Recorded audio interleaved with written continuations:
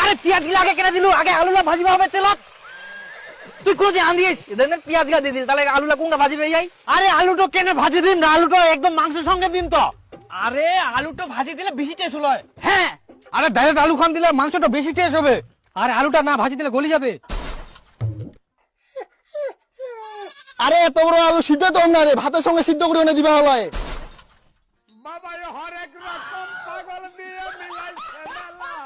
তুই কি আলু ছানা করিব? মুই রান্না করিম, সিদ্ধ হবে ভাজা হবে না কি হবে সেটা মুই জানো। এটা তোর বাড়ি না যে তোর ইচ্ছা মতো রান্না করিব।